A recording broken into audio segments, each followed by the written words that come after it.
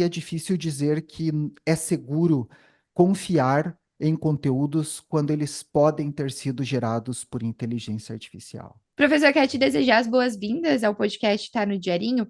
Eu queria começar te perguntando se tudo isso que a gente está vendo da inteligência artificial, né, nessa era que a gente está vivendo, é só a pontinha do iceberg de tudo que está por vir. Oi, Laura, é um prazer participar aqui contigo. Realmente, em se falando de inteligência artificial aplicada a qualquer contexto da sociedade da vida moderna, eu acredito que é só o começo, há muito que ser desenvolvido e é interessante ver como é rápido, não precisamos esperar uma geração para começar a ver os benefícios e talvez as outras consequências do uso da inteligência artificial em todos os aspectos da vida humana. Isso afeta a relação jornalística, isso afeta a vida acadêmica, isso afeta a relação do paciente com o médico e tantas outras facetas da vida humana que é difícil de prever com exatidão, mas certamente há muito que ser desenvolvido. Isso que já encaminha para minha próxima pergunta. A gente está vendo que a inteligência artificial está sendo usada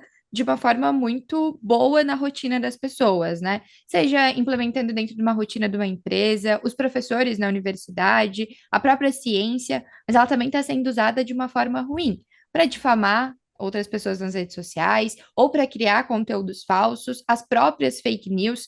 Eu queria que o senhor comentasse um pouco quais são os principais desafios no quesito segurança da inteligência artificial. Uma sociedade exposta a conteúdos que podem ser tomados como verdadeiros e serem gerados tanto por uma mistura de seres humanos ou de computador ou apenas de computadores, traz diversos riscos no sentido de que é difícil diferenciar se o conteúdo que chega até a mim ou até a você é algo que podemos confiar e que pode receber, portanto, uma conduta de aceitação. No momento, é difícil estabelecer que é seguro usar inteligência artificial. Existe um debate tanto técnico, quero dizer, as pessoas da área de computação querem evoluir esses modelos de aprendizado por máquina para que eles resolvam problemas que a humanidade ou não consegue resolver ou demora muito para resolver. Vamos falar assim, por exemplo, diagnóstico de doenças, estabelecimento de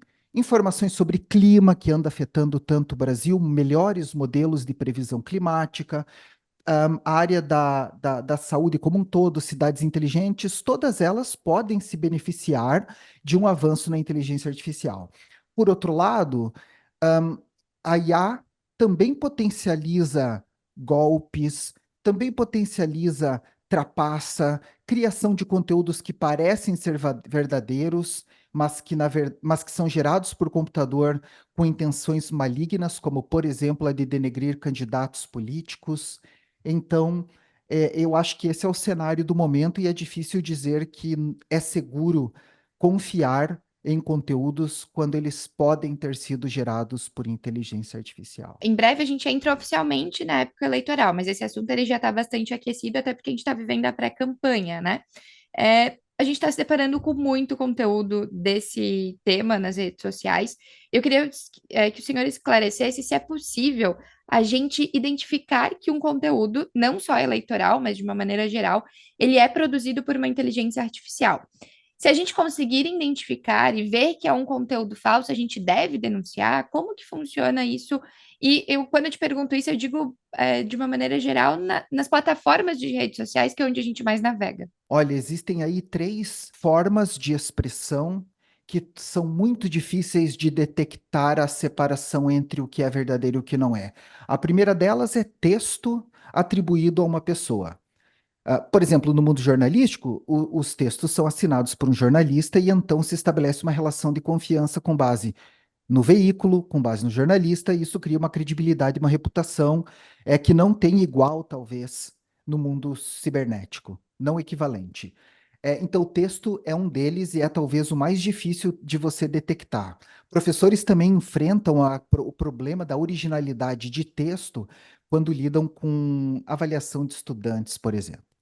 A segunda forma, que também vem sendo aprimorada muito por modelos de IA, é a produção de áudios. Ou seja, até mesmo essa nossa interação aqui, que está, vamos dizer, toda verídica, toda correta, adequadamente gravada, ela pode ser manipulada por qualquer pessoa que esteja assistindo essa conversa para que meu áudio pareça contar uma história diferente da que eu estou contando, para que ela subverta minhas palavras, para que ela aprenda a minha voz e até mesmo para que eu venha falar, parecer falar coisas completamente contraditórias, com base na amostra de áudio capturada dessa interação.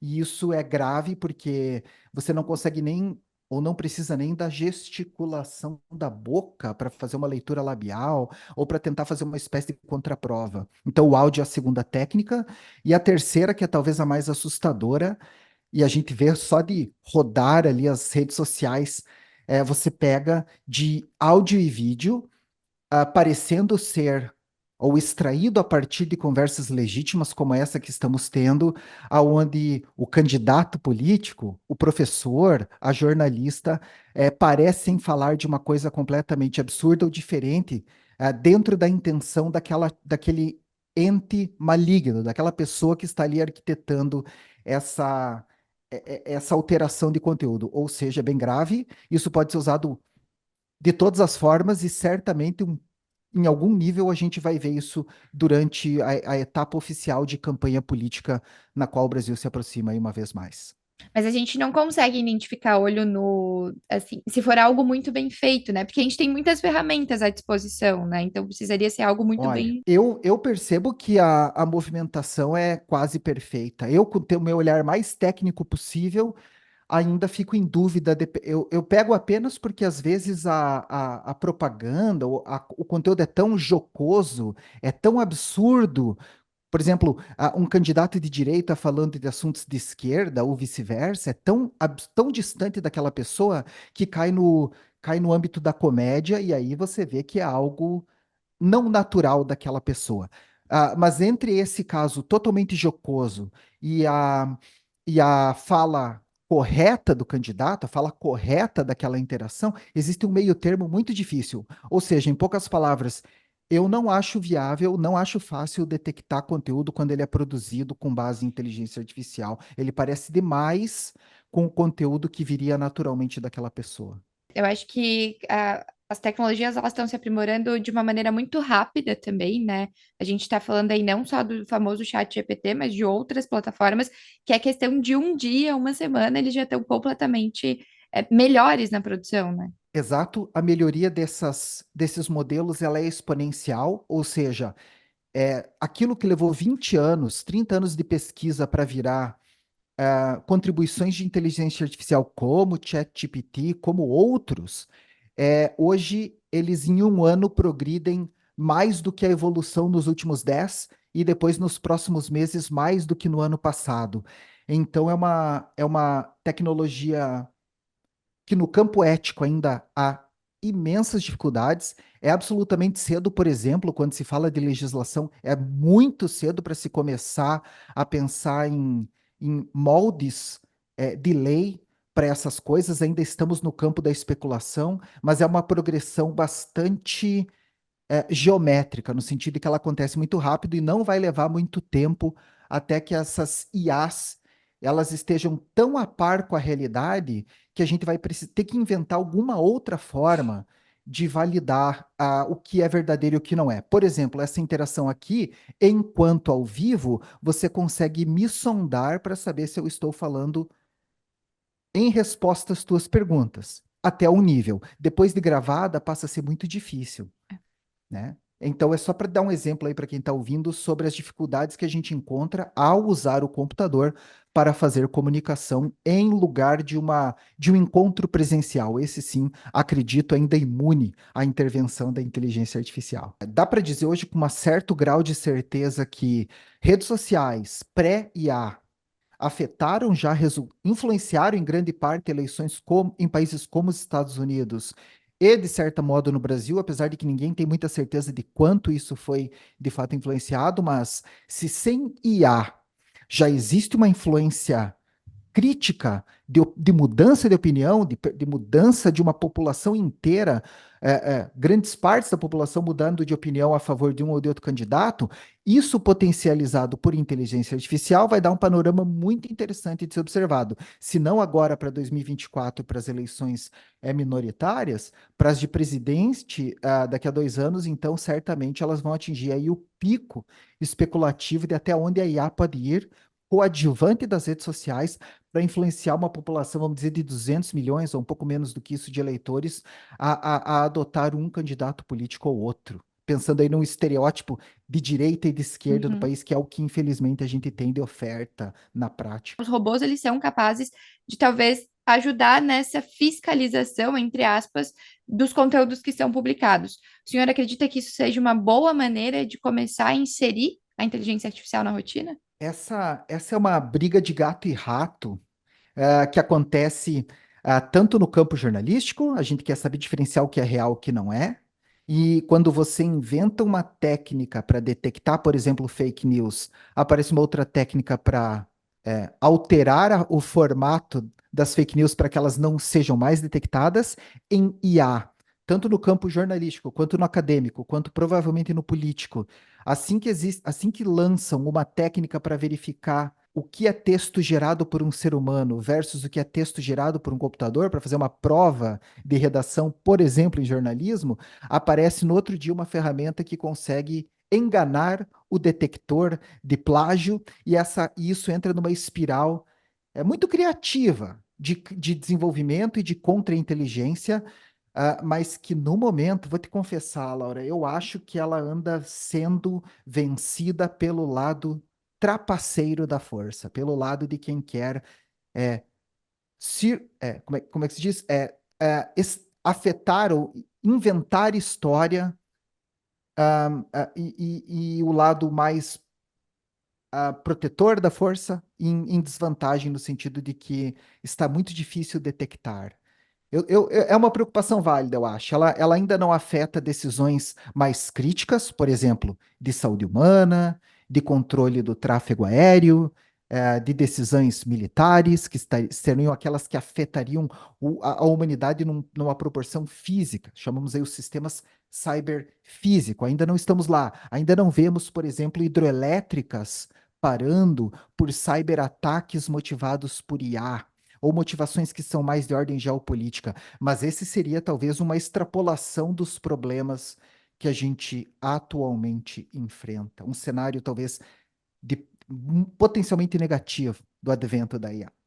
Eu acredito que a gente ainda não tem nem noção do que a IA é capaz de fazer, nem mesmo quem trabalha diretamente com isso, né? E a cada dia a gente vê uma coisa nova surgindo. Penso eu que daqui a um ano, se a gente voltar a falar, a gente já vai estar completamente mudado. É verdade. Existe aquela afirmação de que a ciência se inspira na ficção e que a ficção muitas vezes ela é tornada realidade. A gente está num momento em que a inteligência artificial passa a ter usos que até então só existiam em filmes, que só podiam ser imaginados no campo da ficção, e a combinação de uma rede aberta, como é a internet, altamente programável, altamente automatizável, difícil de proteger, combinada com modelos de IA que podem eventualmente inventar, criar novos tipos de ataque, pode realmente resultar em cenários mais preocupantes no futuro. Por exemplo, muitos automóveis, talvez não no Brasil, mas nos Estados Unidos, eles já são autoguiados. É um exemplo. Muitas fábricas já são autocontroladas. A produção de eletricidade, muitas vezes, é semi-automatizada. Não é difícil pensar numa motivação política, numa motivação cyber warfare, de armamento cibernético, que um país queira infligir sobre o outro para lhe causar danos cibernéticos, danos físicos e danos militares com base nessa combinação de fatores. É uma extrapolação. Realmente, ano que vem, talvez a conversa seja maior, mais grave nesse sentido.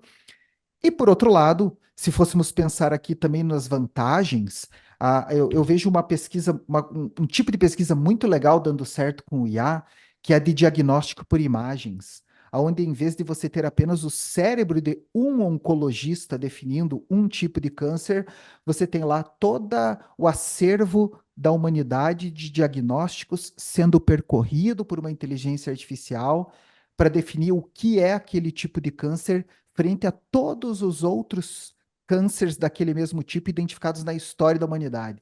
E é uma coisa que sem a IA não daria para fazer. Ou seja, para deixar uma palavra de otimismo também, essa área do diagnóstico, a área da criação artística, a área da criação, todas as musical, de expressões humanas de toda a natureza, elas se beneficiam e às vezes é bonito de ver e até emocionante. Muito obrigada, professor, pelos esclarecimentos e que a gente possa voltar a falar daqui uns meses, daqui uns anos, sobre as novidades aí que a gente vai acompanhar. Muito obrigado, Laura, por me sondar para falar desse assunto. Fico à sua disposição para a gente atualizar essa conversa num futuro próximo. Obrigado. Obrigada.